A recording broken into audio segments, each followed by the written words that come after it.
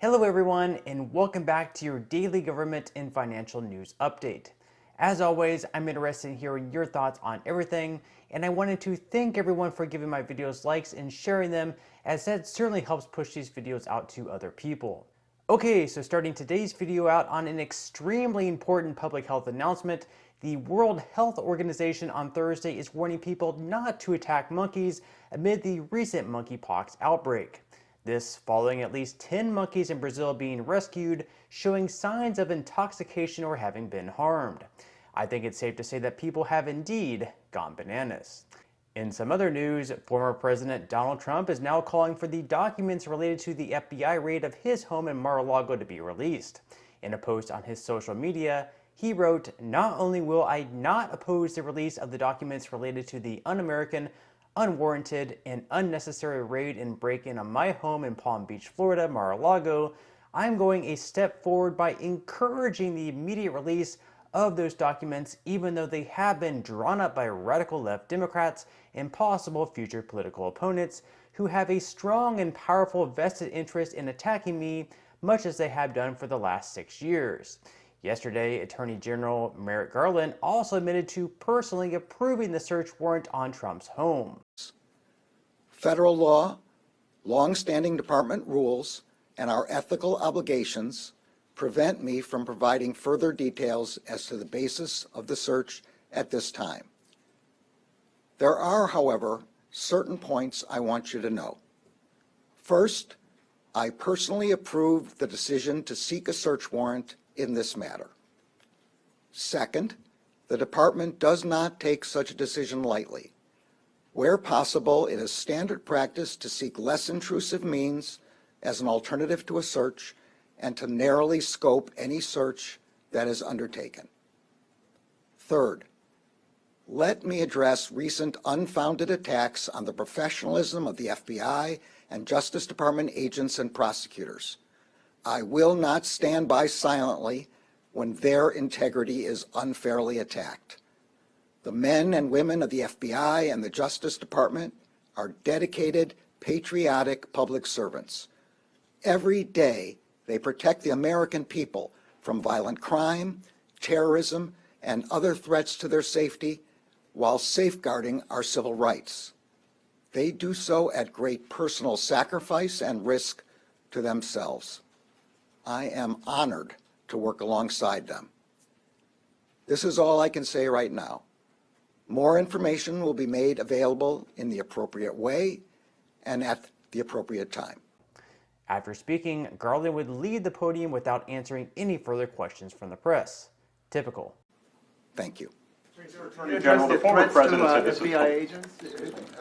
Thank you all for your questions, but as I said, this is all I can say at this time.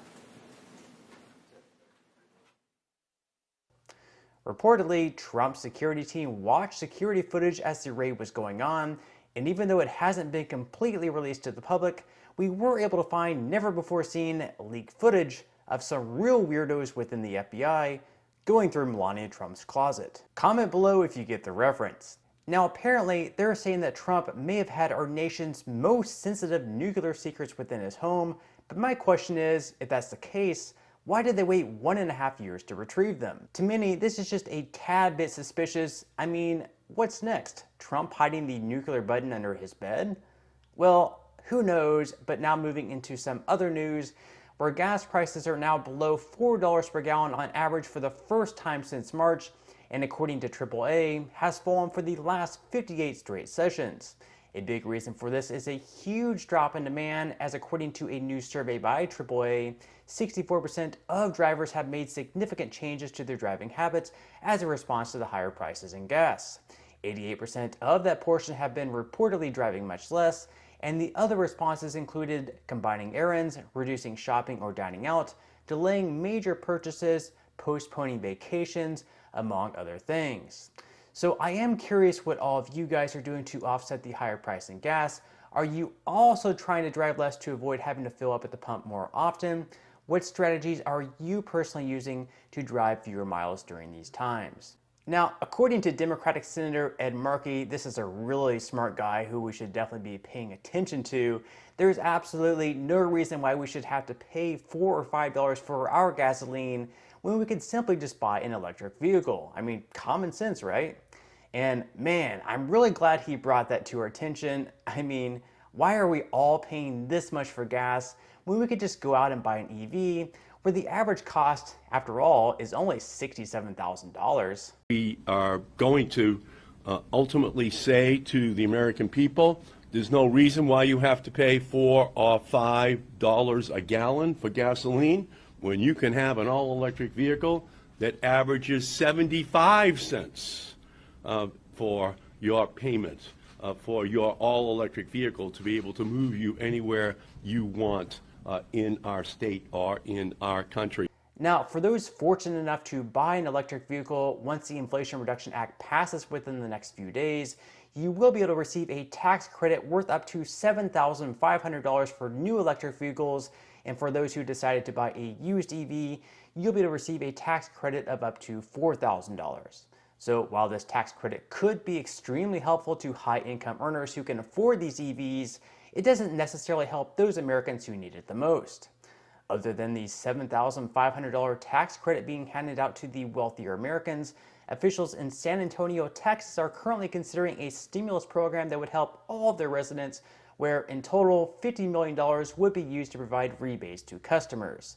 Considering that energy bills have been soaring in many parts of the country due to the higher temperatures this summer, they're proposing to give credits on future energy bills for residents in San Antonio. So this would certainly be helpful for residents of this city, and I'm also curious, have all of you guys also noticed a huge increase in your electric bills over the last few months?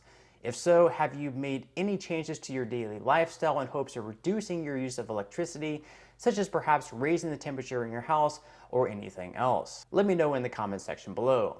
In other stimulus check news, Colorado started sending out $750 checks to each person eligible for one in their state, and they will continue to do so through the month of September. And of all these state stimulus checks being sent out this year, this has been one of the largest and most generous ones by far.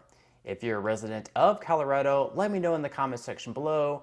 But in order to be eligible for this check, you would need to be at least 18 years old as of last year on December 31st, been a resident of the state for all of 2021, and you must have filed a state income tax return for 2021 or apply for a property tax, rent, or heat credit rebate. And even those of you who didn't owe taxes or who can be claimed as the dependent will also receive a check as long as you file an income tax return in the state.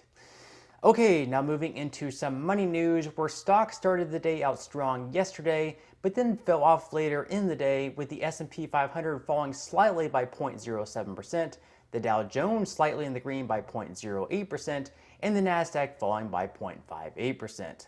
As far as futures go, everything is currently looking pretty good so far, with Dow futures up 0.32%, S&P 500 futures up 0.36%, and Nasdaq futures up 0.40%. Bitcoin, on the other hand, after seeing such a strong performance on Wednesday, fell back 3% on Thursday and now is back into the high 23,000s. And so with the S&P 500 headed for its fourth straight winning week, which is really good momentum, and everything else seemingly about to be on the rise, it definitely wouldn't be a bad time to start investing, or if you've already started investing, to continue dollar cost averaging in. So if you would like to receive 6 free stocks and $5 worth of Bitcoin, in the comment section below, I will leave a link where you can receive just that from my partner in Webull.